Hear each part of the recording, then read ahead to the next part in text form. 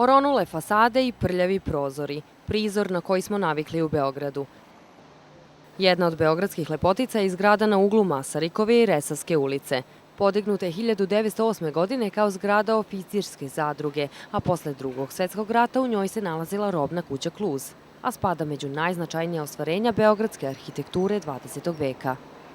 Proglašena je za spomenik kulture od velikog značaja, pa je sadašnji vlasnik renovira u dogovoru sa Zavodom za zaštitu spomenika kulture. Ovaj objekat je svakako od neprocenjive vrednosti za naše kulturno i istorijsko nasleđe i smatramo da Beograd ima više ovakvih objekata i da je zadatak vlasnika da te objekte očuvaju. Jer upravo arhitekte i graditelji koji su ovo gradili imaju velika dostignuća od pre skoro 100 godina.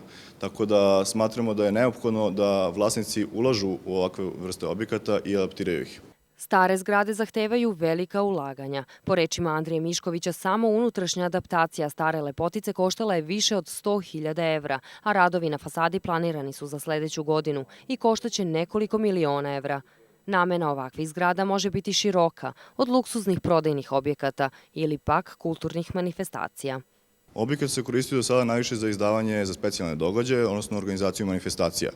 U skladu sa tim, sa zadovoljstvom možemo reći da smo bili domaćini Srpske pravoslavne crkve u više navrata, kao i festivala nauke koji svake godine poseti više od 20.000 ljudi.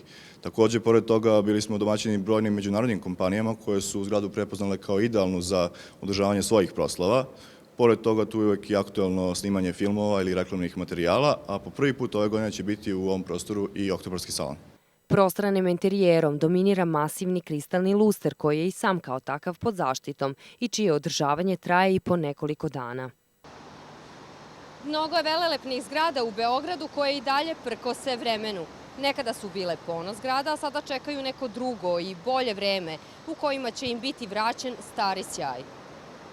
I ova zgrada je tokom pa i nakon 90. godina ostavljena na milost i nemilost vremenu, sve dok nije obnovljena i dobila novu svrhu. Andrija Mišković kaže da će biti obnovljena i zgrada bivše fabrike hartije kod Sajma. A Beograd svoje najraskošnije palate kojima bi mogao da se ponosi i dalje zanemaruje, što je velika neodgovornost prema sopstvenoj kulturnoj baštini, kažu stručnjaci. Mirela Živković, televizija Pink.